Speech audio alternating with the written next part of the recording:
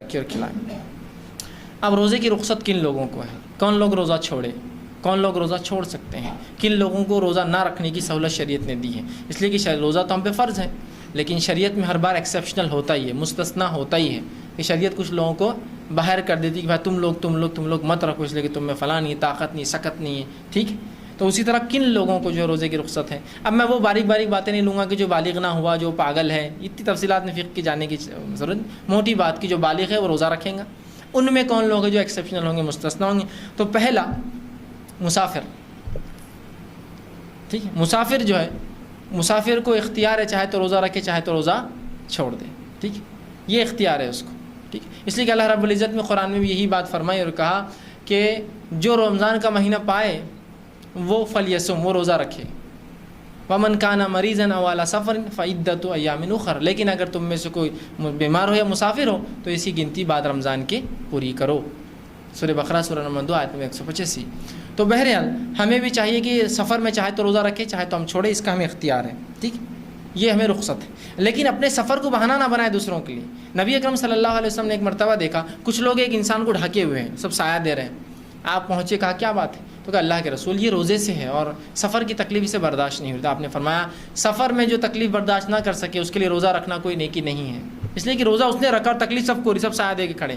تو کہا سفر میں جب کوئی رکھ نہ سکے روزہ تو روزہ رکھنا کوئی نیکی نہیں ہے بھائی، کوئی اس کا فائدہ نہیں، اس لیے کتنوں کو تکلیف ہو رہی۔ اور بہت سے لوگ سفر میں روزہ رکھتے ہیں خاص طور سے، اور پھر شروع ہو جاتے ہیں میرا بیگ اٹھاؤ، میں روزے سے ہوں، میرا یہ کرو، تم نے روزہ نہیں رکھا تم یہ کرو، مطلب اس کو حمال بنا دیتے اور خود۔ ایسا روزہ کوئی نیکی نہیں ہے۔ بہت سے لوگ روزہ رکھ کر کیا کرتے ہیں معلوم آپ کو؟ آپ جائیے گورنمنٹ آفیسز میں، میں فلاں صاحب کا ہے جو مسلمان ہے، صاحب نہیں آیا آج، کیوں؟ اپاس ہے ان کا۔ تو کس پر احسان کیا آپ نے روزہ رکھ کر؟ ایسا روزہ کوئی نیکی نہیں ہے کہ آپ تنخواہ تو اٹھائیں مہینے کی برابر اور کام نہ کریں اس لیے کہ آپ اپاس روزے سے ہے، یہ کوئی نیکی نہیں ہے ہمارے لیے۔ نہ وہ نوکری کا وہ تنخواہ آپ کے لیے حلال ہوں گی لینا اس مہینے کی اگر آپ چھٹیاں مارتے ہیں، اور نہ ہی جو ہے آپ کا یہ بولنا، اس لیے کہ کیا تصور دینا چاہ رہے ہیں آپ دنیا میں کہ اگر مسلمان روزہ رکھیں گے تو گویا 120 کروڑ کی آبادی پوری ناقص اور جو ہے ناکارہ بن کے بیٹھیں گی پورے روزے کے اندر۔ یہ آپ تصور دے رہے ہیں کہ اب ایک صحابہ وہ روزہ نہیں رکھتے تھے، ایسے 10 مسلمان آ جائیں گے تو بیڑا غرق کر دیں گے پورے ڈپارٹمنٹ کا کہ یہ روزے رکھیں گے تو ہم پہ احسان کریں گے، عادت ڈال جائیں گے، ہاف ڈے چھٹیاں ماریں گے۔ نہیں، کوئی نیکی نہیں ہے ایسا روزہ آپ کا جس میں آپ دوسروں پہ احسان جتائے کہ میں روزے سے تو میرا کام کر، ایکسٹرا کام کر، میرا حمالی کر، میرا بوجھ کر، میرے پہ سایہ کر، میرے کو پنکھا دے۔ کوئی نیکی نہیں پھر، یہ طاقت ہے رکھیے، طاقت نہیں پھر چھوڑ دیجیے، آپ کا اللہ کا معاملہ ہے۔ تو رسول نے فرمایا کہ مسافر کو حق ہے۔ اچھا، سفر میں چاہے تو آپ رکھیں چاہے تو آپ چھوڑیں، یہ بھی اختیار ہے۔ نبی اکرم صلی اللہ علیہ وسلم کے ساتھ صحابہ فرماتے ہیں ہم رمضان کے اندر ایک جہاد کے لیے نکلے اور کچھ نے روزہ رکھا کچھ نے توڑ دیا۔ نہ روزہ رکھنے والوں نے نہ توڑنے والوں کو کچھ کہا، نہ توڑنے والوں نے رکھنے والوں کو کچھ کہا۔ جس نے توڑا اس نے اس لیے توڑا کہ اس کو کمی محسوس ہو رہی تھی، کمزوری محسوس ہو رہی تھی، اور جہاد میں انسان کو طاقت لگتی ہے۔ جس نے نہیں توڑا اس نے نہیں اس لیے نہیں توڑا کہ وہ اپنی پوری طاقت و توانائی رکھ سکتے تھے اور ان کو یقین تھا کہ ہم اس حالت میں بھی لڑ سکتے ہیں۔ تو رسول اللہ نے نہ ان کو برا بولا، نہ ان کو، نہ اس صحابی نے اس صحابی کو برا بولا، نہ اس صحابی نے اس صحابی کو۔ تو گویا پتہ چلا مسافر چھوڑ سکتا ہے۔ دوسرا، مریض کو اختیار ہے کہ وہ روزہ چھوڑے چاہے تو رکھے، یہ اختیاری مسئلہ ہے۔ اگر لگتا ہے بیماری زیادہ بڑھ جائیں گی تو چھوڑ دے، لگتا ہے کوئی مسئلہ نہیں، انشاءاللہ کوئی اتنا بڑا مسئلہ نہیں، ایک وقت کی دوا آگے پیچھے ہونے سے کچھ نہیں ہوتا ہے، رکھ لوں تو کوئی مسئلہ نہیں۔ بہت سی بار ہوتا ہے ایسا ہاتھ ٹوٹ گیا کسی کا، ہاتھ ٹوٹنے کا روزے سے کوئی تعلق ہی نہیں ہے نا، اس سے کیا تعلق ہے؟ مطلب ہاں کسی کو شوگر ہے، بلڈ پریشر، یہ تو ایک مسئلہ ہوتا ہے۔ ہاتھ ٹوٹنے کچھ نہیں، بس آپ بیٹھے رہو اس کو لے کے ایک جگہ، کوئی مسئلہ نہیں، روزے سے کوئی تعلق نہیں۔ ہاں یہ الگ بات ہے کوئی کہ میڈیسن ضروری ہے کمپلسری ورنہ یہ زخم بڑھ سکتا ہے تو ایک الگ شکل ہے، ورنہ بہت سی ایسی بیماریاں ہوتی ہیں جس میں روزے کا آپ کا کوئی فرق نہیں پڑتا ہے، لیکن بہت سی ایسی بیماریاں جس میں روزے پہ اثر آتا ہے۔ تو یہ آدمی طے کرے اپنی صحت کے اعتبار سے، اس لیے کہ اللہ کو جواب دے، پبلک کو نہیں بولنا یار میں روزے سے اس لیے ہاتھ اٹھاؤ روزے سے، اللہ کیوں لوگوں کیوں بتا رہے ہیں آپ؟ اللہ کو آپ کو جواب دینا ہے، اپنے رب کے اعتبار سے آپ بات کیجیے۔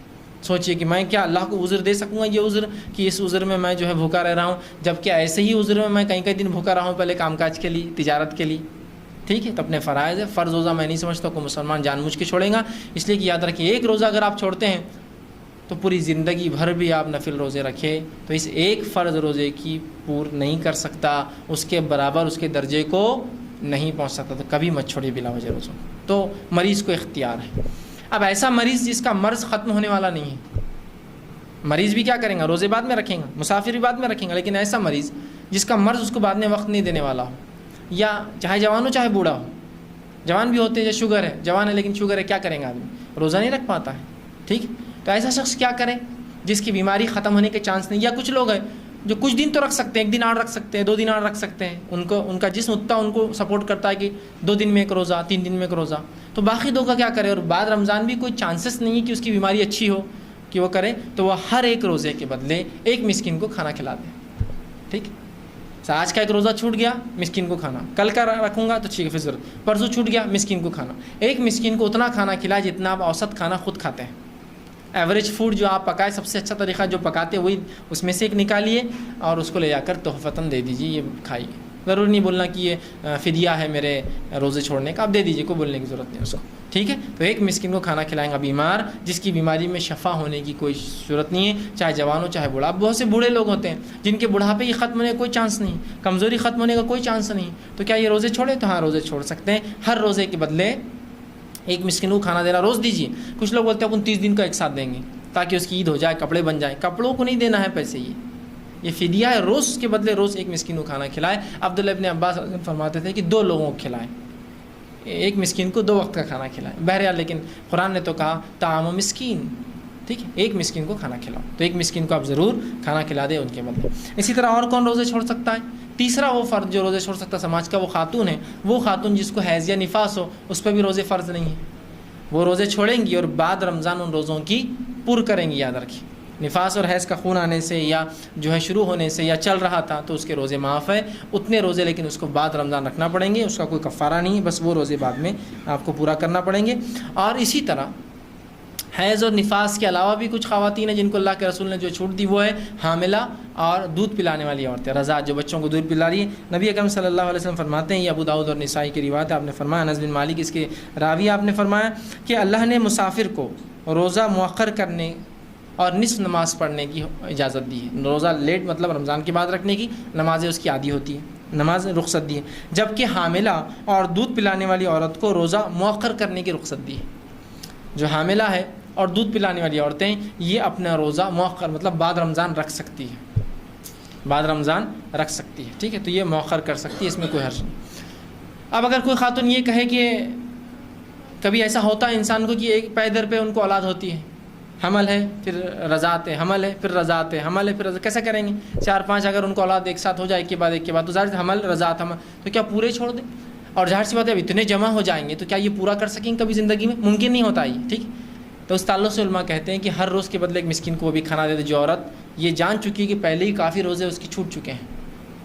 مثال کے طور پر پہلے بچے کی حمل تھا، ٹھیک ہے، اب حمل ظاہر سی بات ہے وہ رمضان چلے گا، پھر رضاعت آ گئی، 2 سال چلے گی، پھر دوسرے بچہ پیدا ہو گیا تو اس کا حمل تھا، پھر اس کی رضاعت شروع ہوگی، پھر تیسری اولاد ہوگی اس کا حمل رضاعت، تو ظاہر سی بات ہے کہیں روزے چھوٹ گئے. اب کیا ممکن ہے کہ اتنے روزے 120 150 180 روزے وہ رکھے، 4 5 7 8 سال کے جمع ہو جائے؟ نہیں ہو سکتا.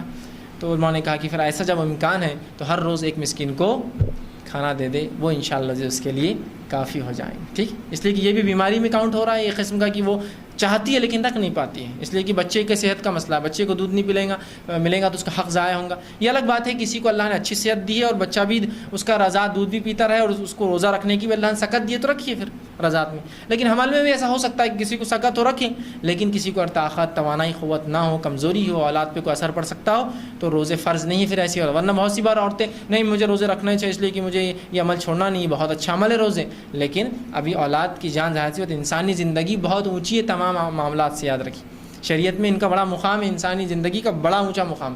اس حد تک انسانی زندگی کو شریعت نے مقدس سمجھا کہ نبی اکرم صلی اللہ علیہ وسلم کی دور میں ایک خاتون آئی جو زانیہ تھی، زنا، اور زنا کی سزا ہم سب جانتے کیا ہے، لیکن اس نے کہا اللہ کے رسول اس زنا سے میرا حمل ٹھہر گیا ہے. تو رسول اللہ نے کہا پھر تو اب تجھے سزا نہیں دی جا سکتی ہے، یہ بچے کے پیدا ہونے کے بعد ہی سزا ملیں گی تجھے، جا. وہ گئی، پھر وہ اولاد پیدا ہوئی، پھر آئی اور کہا اللہ کے رسول آپ سزا دے دیجیے. تو کہا ابھی اس کا حق ہے تجھ پر. جب یہ کھانے پینے لگے جب پھر وہ گئی اور بچے کو ساتھ لائی، جب کہ اس کا دودھ چھوٹ چکا تھا، وہ کھاتا پیتا تھا. اس نے رسول اللہ کے سامنے اسے کھانے کی چیز دی، اس بچے نے وہ چیز کھائی. اللہ کے رسول کو اطمینان ہوا، آپ نے کہا کہ اس بچے کو لے لو اس سے، اور اس عورت کو سنگسار کرنے کا حکم دیا گیا، اسے قتل کر دیا گیا. تو اندازہ لگا انسانی جان کی حرمت کہ وہ اولاد جو پیٹ میں تھی اس کی کیا غلطی تھی اس زنا کے اندر، اس کو سزا نہیں ملی، اس کو پیدا ہونے کے بعد بھی سزا نہیں ملی، اس لیے کہ ابھی اس کا حق رضاعت، اسے رضاعت دودھ دیا گیا. اس کے جب کھانے پینے لگا، اس کے حق اس کی والدہ سے ختم ہوئے، تب اس کی ماں کو سزا دی گئی کہ اسے سنگسار کیا گیا. اور جب اس کو مارا گیا، اس خاتون کو مارا، سنگسار سزا پتہ ہے نا، زمین میں انسان کو گاڑ دیا جاتا ہے اور صرف چہرہ اوپر ہوتا ہے. جب اسے پتھر مارے گئے تو اس کی جان نہ نکلتی ہے. علی بن ابی طالب رضی اللہ عنہ موجود تھے, انہوں نے ایک بڑا پتھر اٹھایا اور حدیث میں آتا ہے اس کے چہرے پر مار دیا. جب مارا تو خون کے کچھ حصے جسم پر اڑ گئے, جس پر آپ نے کراہت کا اظہار کیا. یہ مطلب زانیہ تھی اور اس کا خون میرے جسم پر اڑ گیا. تو نبی اکرم صلی اللہ علیہ وسلم نے کراہت کی ضرورت نہیں. اس عورت کی توبہ اتنی خالص تھی کہ اگر 70 مدینے کے لوگوں میں اس کی توبہ دے دی جاتی تو سب کی مغفرت کے لیے کافی تھی. 70 لوگ, اس لیے کہ اندازہ لگائی زنا تو کونے میں کی تھی اس نے, کسی جگہ آ کر نہیں بولتی تو کون دیکھنے والا تھا؟ کوئی مانیٹر کر رہا تھا اس کو کہ اس نے زنا کیا؟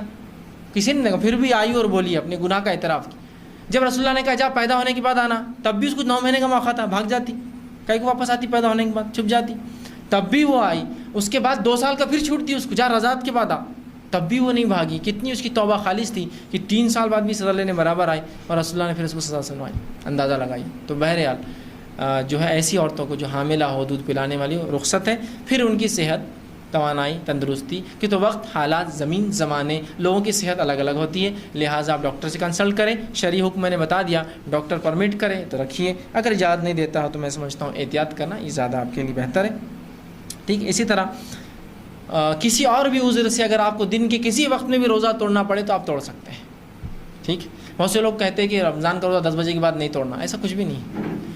سفر, مسافر ہو, جہاد میں گئے ہو, بیمار ہو, کچھ بھی ہو, آپ کو لگا کہ روزہ رکھ لیتا ہوں, دیکھیں گے سفر میں پھر تکلیف ہوئی تو توڑیں گے, دیکھیں گے جہاد میں ضرورت پڑی تو توڑیں گے, دیکھیں گے بیماری بڑی تو توڑیں گے. ابھی تو لگ رہا ہے سر درد ٹھیک ہو گیا اور کب کبھی ختم ہوگی, بہت زیادہ جاڑا تھا رات میں, لیکن دیکھتے ہیں, انتظار کرتے ہیں, رکھ تو لیتا ہوں روزہ. تو ایسا آدمی اگر کوئی روزہ رکھے اور کبھی بھی دن میں توڑنا پڑے تو توڑ سکتا ہے, کبھی بھی, at any point of time. بھائی اب نہیں میرے سے جم رہا, توڑ سکتا ہے. کوئی زوال سے پہلے, زوال کے بعد. بہتر ہے کہ آپ روزہ دیکھ بھال کے رکھیں, لیکن پھر بھی آپ نے سوچا کہ یار میں رکھ پاؤں گا, رکھ لیا, بعد میں نہ ہو سکے تو بہرحال کوئی حرج نہیں. آپ دن کے کسی بھی وقت آپ روزہ توڑ سکتے ہیں. آپ روزہ توڑ دیں اور بعد میں اس روزے کو آپ کو کمپلیٹ کرنا پڑے گا. اس روزے کا کوئی کفارہ نہیں ہے, کوئی فدیہ نہیں ہے سوائے قضا کے. آپ کو بعد میں صرف جو ہے روزے کی قضا کرنا پڑے گا, بس اتنا ہی ہے. اور جو بیماری کی وجہ سے روزے چھوڑ دے, بڑھاپے کی وجہ سے روزے چھوڑے, ہر روزے کے بدلے ایک مسکین کو جو ہے وہ کھانا کھلائے. آخری بس باب قضا روزہ.